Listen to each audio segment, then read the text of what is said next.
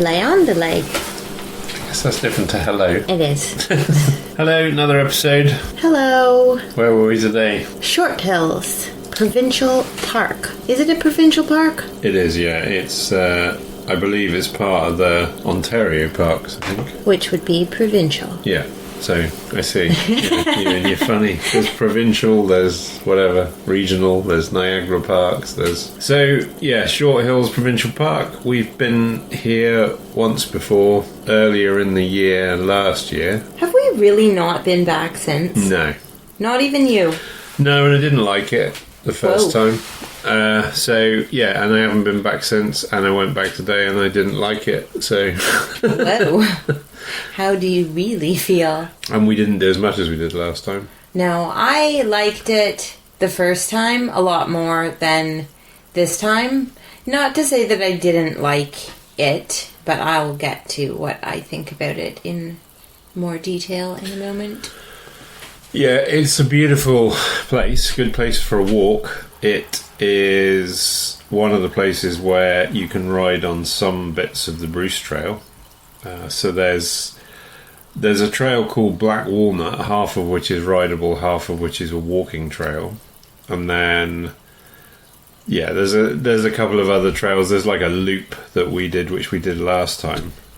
But some of it's the Bruce Trail, and then some of it goes to Swayze Falls, which was not running today, which was a bit bizarre. It was the dried falls up. weren't running. Well, I was just going to say about the trail called Black Walnut, when you were talking to the Welsh lady about, I just heard Black Walnut, forgetting that the trail was called Black Walnut, and I thought you guys were talking about black walnuts and you'd found some or something. So I got a little crisscrossed with my edibles and trails, which did amuse, if no one else, myself. We parked off of Rowland Road. Actually, no, we didn't. Correction. Rowland Road is where we parked last time. This time we parked off Pelham Road, which I believe is car park number 3. And they all look the same, which is interesting. Which I do think we said last time, too. Yeah. Because didn't we even, emerge at another car park thinking it was ours, and then it wasn't? And it wasn't, correct. So, Black Walnut, we started on, we did a tiny bit, and then we took a right onto the trail for Swayze Falls. Either direction you do that trail in, if you do the Bruce to the... Well, you'd be coming up to it would be the left, or if you do the Swayze Falls to the right, either way, parts of it, you're going the wrong direction. It's too steep. Right. And I did, at least for entering onto the Swayze Falls trail, the way in which we did it today, it's tricky. I wished that we were going the other way, but I can also appreciate what you're saying, that many other parts of the trail then are not so cool going the other way. There's not a great... If there's a great direction to go on that trail, I'd certainly... Well, last time we walked a lot more than we did today. We only walked one hill today, I think, out of sheer inability to get up it. But last time we walked a lot more because I think going in an anti-clockwise direction around the loop, it's okay. In a clockwise direction, I think it's... I just don't see how you'd get the speed even if you knew it, because some of those ups are just too up.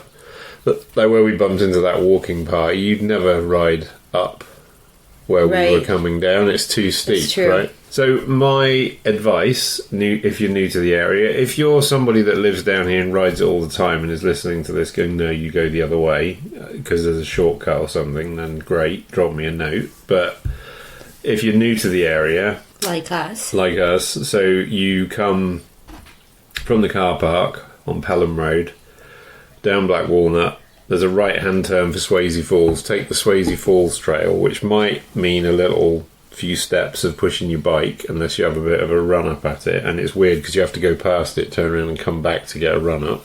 Which is what we did. Not enough of a run-up, because I ended up pushing up there. It's quite twisty and turny, but it is the better way to do it, I think. And it's relatively navigation free. There's one area where there's another car park, and there's like a road that you can just find yourself on. I missed the turn, and you actually follow the Bruce Trail, Swayze Fall signs, and you'll be fine. But it is a bit tricky. You kind of come down a hill over a bridge, and then you need to take a left, and the natural thing is to just go straight on. And that was where we parked last time when we started heading up that hill and we turned round. That was where we parked last time. Right. That's a bit on the navigation thing. And then you can ride Black Walnut. The way I would do it, if I was going to do it, would be Black Walnut, Swayze Falls, round the Bruce Trail, back onto Black Walnut, do the other bit of Black Walnut that you didn't do, and then you're going to have to ride on the walking trail to finish the loop or come back the way you came. So it's like a figure of 8 if you do it 2 loops. Right. And then you can access 12 Mile Creek trails, that Black Walnut loop, but there is a big chunk of it that's designated as a walking path, and I think I got scolded twice today for riding on walking trails which weren't walking trails, they were riding trails. But people generally on the Bruce don't think bikes should be allowed, so on the bits where bikes are allowed, just slow down a bit and be prepared to explain yourself, or not, depending on how you feel.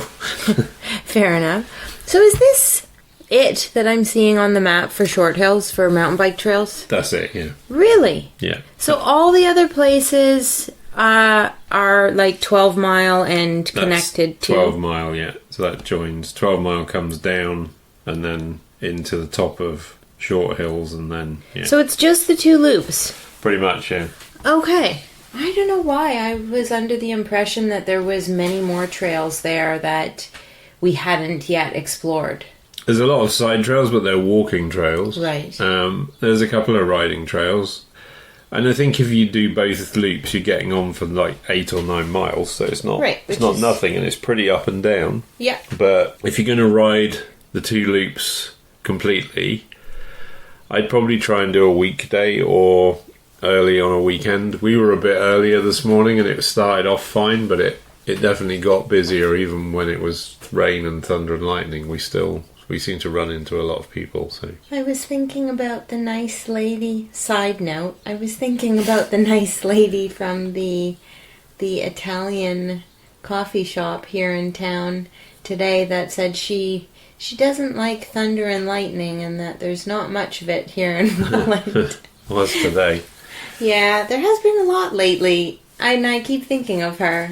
Thinking, I hope she's okay. Better go and see her, because she ordered banana ice cream. She did hopefully order banana and hazelnut for me. So, on the short hills thing, I said I didn't like it the first time. Right. I didn't like it the first time because I felt unprepared and the navigating was hard, and we ended up on the walking trail, and that was that. And I made you stop 20 titimes for onions and leeks and God knows what else. And I didn't like it this time because I found the navigation much easier, but the surface is horrible. It's been ridden a lot in the wet, and then that's when you get those ruts that people don't like, because it's not loamy, because a lot of it's out in the sun, so then it gets sun-baked, which is what happened today.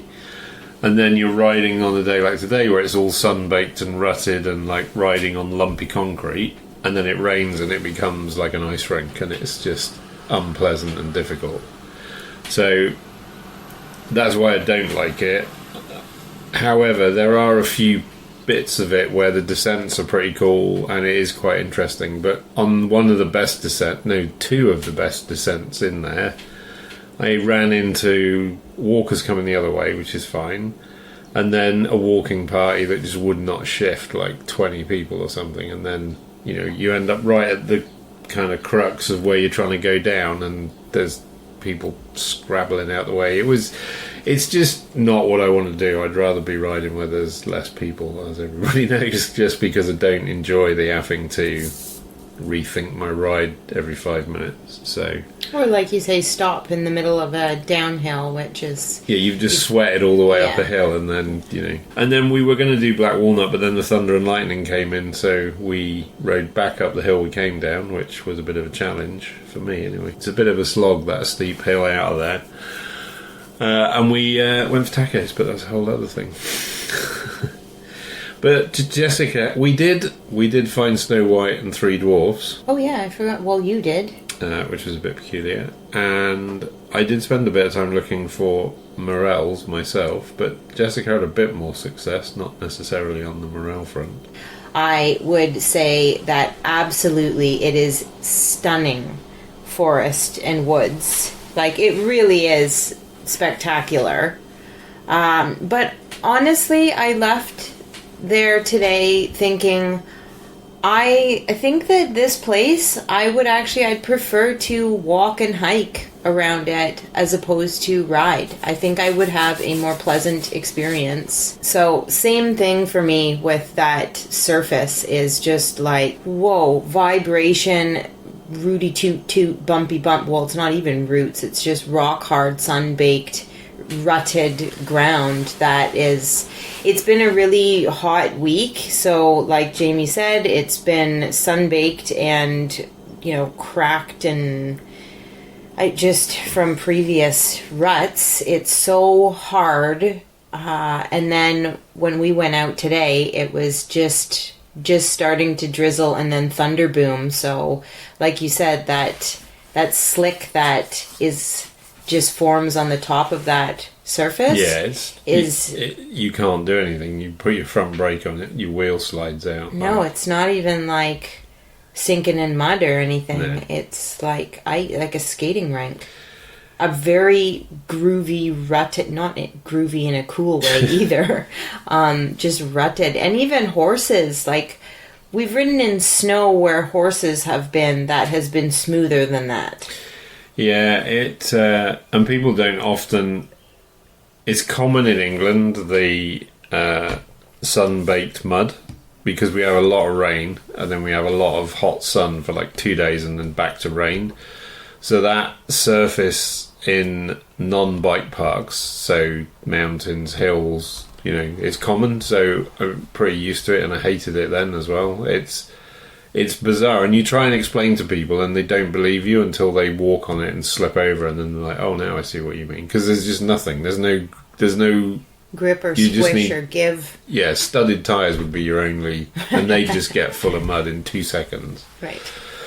The only other thing I was going to say as well is, Provincial Park Authority, there's trees down in there as well. Like you said about the hike thing. It's not cool. Like, there's been down a long time. You just need to cut 2 grooves and make it open. And if people are walking, but it is not just a walking trail, it is a mountain bike trail as well, and it was just annoying today. It just stops everything. And I do wonder, I'm not sure if the provincial park people listen to this, but I do wonder if it's a deliberate act to try and slow bikes down, maybe. I just don't know, but it's just so annoying having to get off, lift your bike over. And they weren't small, were they? No, they weren't.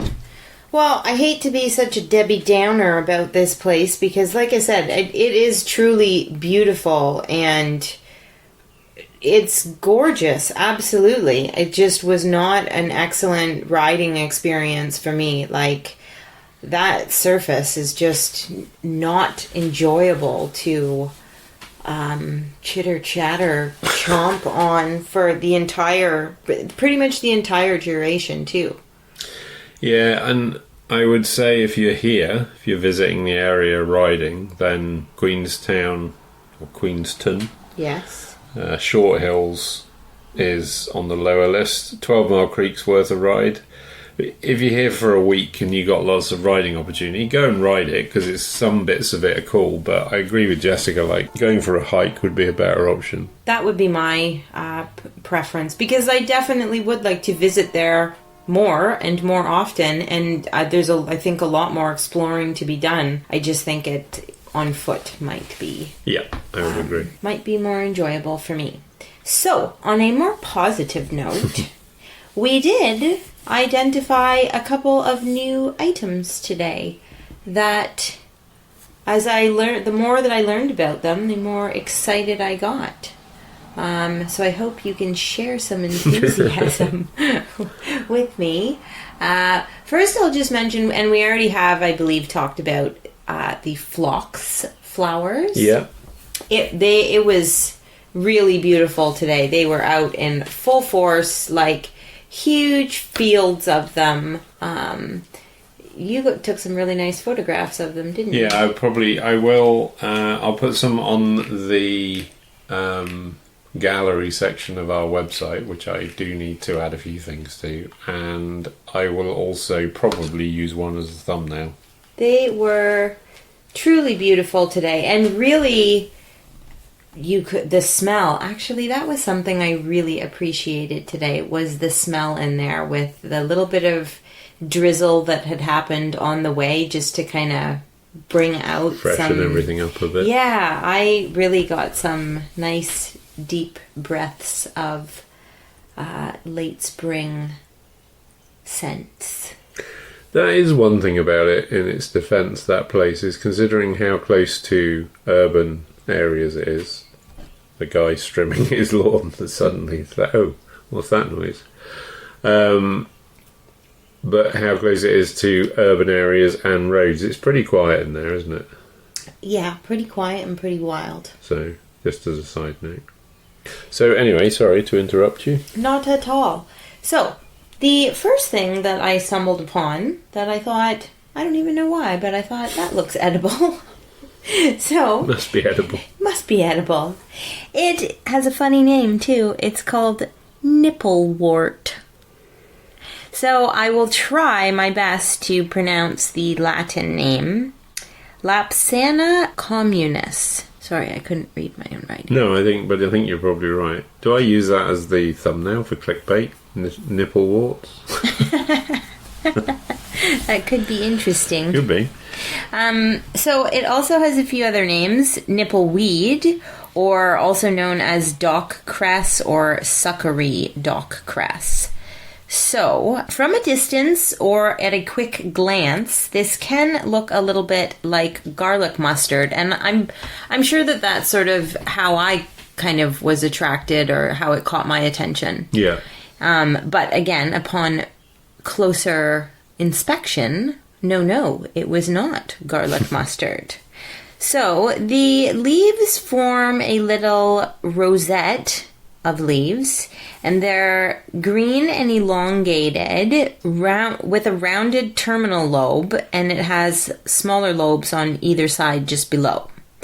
And these plants flower from May to September, and they have small pale yellow flowers with sort of like, I would say, like a layered petals with serrated tips. They're quite similar looking to dandelion flowers, but mini. Right. And one plant, I think, can have many flowers. So this was kind of cool. I didn't see any flowers today. However, I did learn that the flowers only open for good weather, and they close for rainy days, or they go for a big snooze by mid-afternoon. So that's why we didn't see any flowers today. Clever. Isn't it? Yeah. I think I should live by that.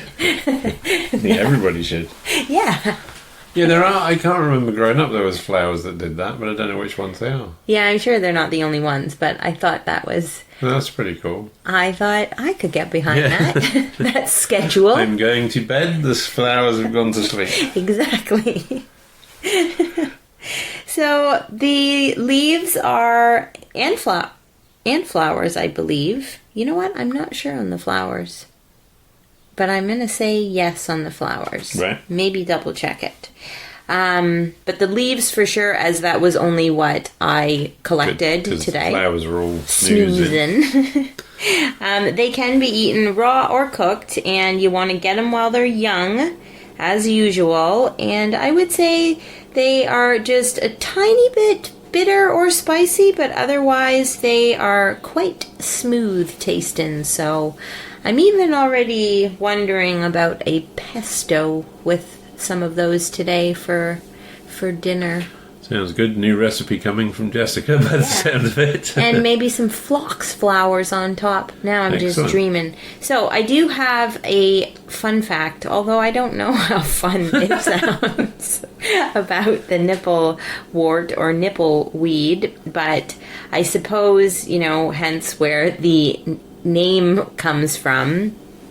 I guess medicinally, this can be used or has been used to soothe irritation from breastfeeding. So there you have it.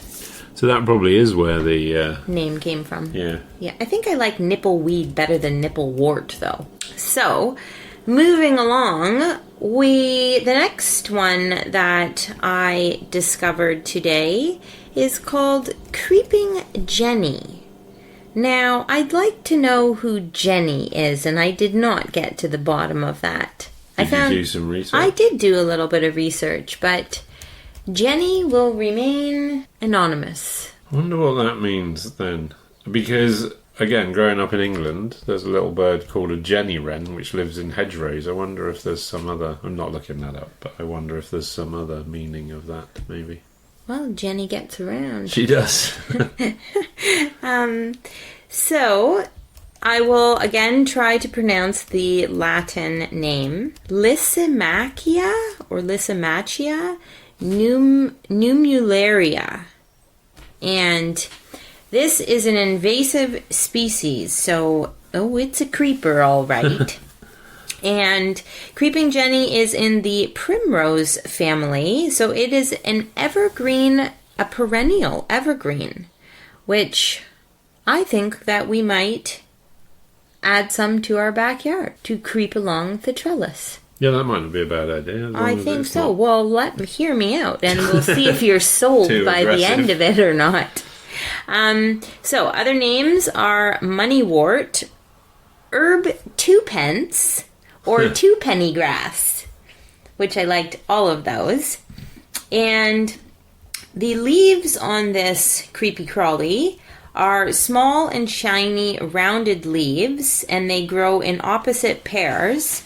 And I guess just based on the leaves and the Latin name, the Latin nummularia means like a coin. So again, this is hence referring to the leaves, and I guess where it gets its other names. Yeah, that kind of makes sense. Yes. So the flowers on this plant are cup-shaped yellow flowers, and they bloom in the summer months from June to August, and I believe they have 5 petals. So you can eat the flowers and the young tender tips, but not the stems. So imagine that, Jamie. A nice creepy crawling vine, evergreen, year-round, in the back that we can go clip a few leaves and flowers in the summer from. Well, we can have a look. Talk about your Let's hope it all-time doesn't take over. True, very in a year's true. time, everything is now covered in Creepy Jenny, or whatever she's called. Creeping Jenny. Maybe that's what it's called.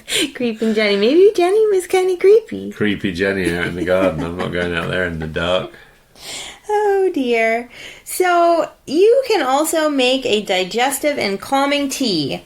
There are anti-inflammatory properties, and it also has calming effects. It promotes relaxation, reduces anxiety, and aids with sleep. And also is great externally for healing wounds like bruises or irritations.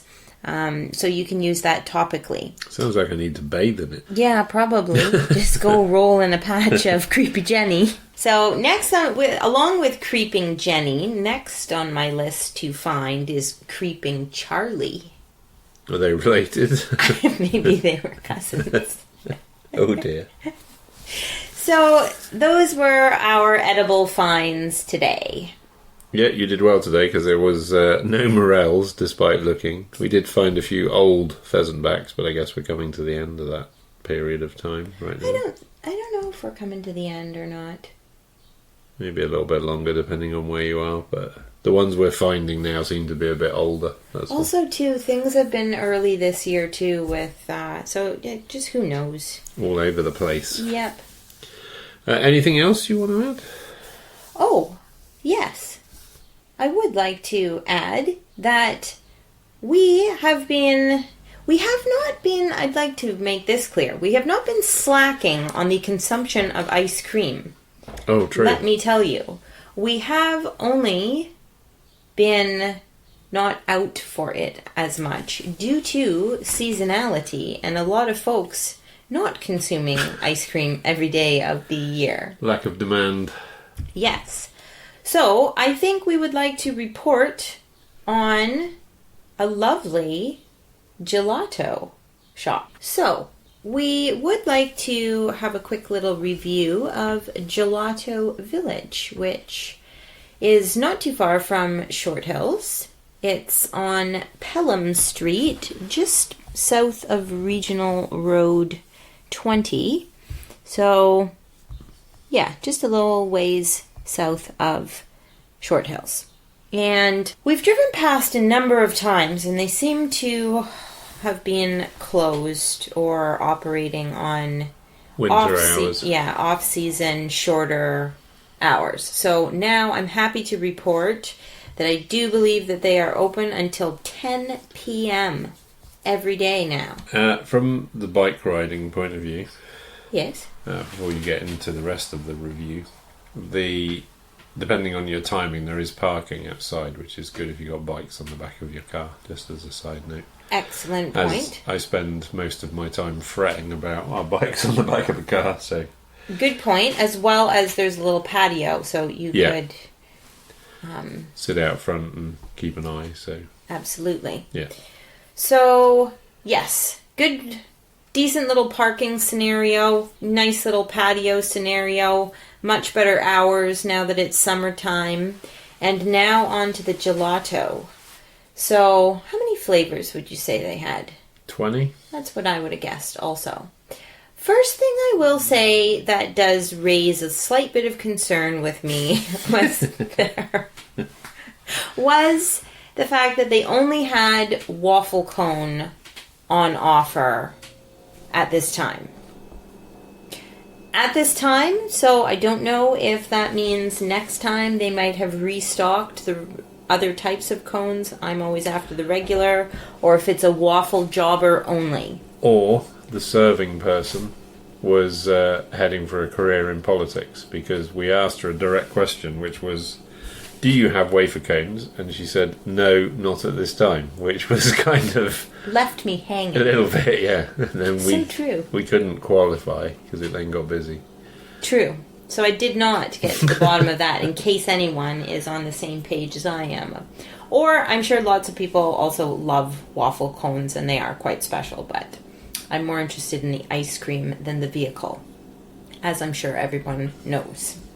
So, side note there, just know what you're getting yourself into. And the flavor selection, there was a few standouts, but otherwise kind of your typical suspects. But I would say a very good quality gelato ice cream. Yeah, I would agree. And the price was reflected. It was a bit of an indulgent splurge. Yeah, it's more like Toronto pricing than regional Ontario pricing, I would say. Right. But what flavors did you have? I had pineapple and raspberry. Strawberry. Sorry, strawberry. It was... the ice cream was good enough. I don't know that it's particularly a place I would hang out on a regular basis. Right. Well... I mean, that's just my opinion. It's not... I think if you sit out on the patio is a better idea, but sitting inside, it's perhaps not the most relaxing. I don't know. We've been there a few times, and I've always had the same feeling about it, which is it... doesn't quite feel like an anything goes kind of place. It feels like posh downtown Toronto, which might be the image they're going for. It doesn't feel like people on holiday, having a good time, if you see what I mean. It's not trying to use... It's just not... I felt like I needed to put a shirt and trousers on to go in there, not be in there in shorts and a t-shirt. Right. That's probably... Which might be the image they're going for, which is fair enough. Well, okay. So back to the ice cream. You stole one of my flavors. I was going to go for the pineapple, which I did sample and was top shelf. Yeah, we swapped. You went for the creamy stuff. I went for And the less creamy yesterday. Yeah, I normally like to go 1 and 1, but anyways, I went for the triple espresso and pistachio, and both very good. Particularly the pistachio was not the, food coloring, No. strange colored green, which I have no problem with, but no, it was like proper, tasted like shelled, salted pistachios. It was delightful. No, it was quite good. It was excellent. It was excellent. What I am most curious to know about that place moving forward and future visitations is, do they rotate their flavors and come up with new ones? Yeah, or not. Or not, because that will be the determining factor if I'm a repeat customer. Which does lead us on to another question, which we might ask the listeners, which is... What's that? Well, you did ask me the question yesterday about... Oh, yeah. Best ice cream in Canada so far. Yes. So, it may or may not be useful, let me know, but we might do an episode on exactly that, which is, best ice cream place we've been to in Canada in the last 3 years, and let you know why. But let us know if that would be of interest or not. Sounds good. We can kind of half link it to the bike trails that are in the area, so we keep a bit consistent. But that might be a future episode. Not entirely sure where you're going with that, but hey, talking about ice cream, or better yet, sampling ice cream, I'm in. So then, that's that on the ice cream. Anything else? Get lost.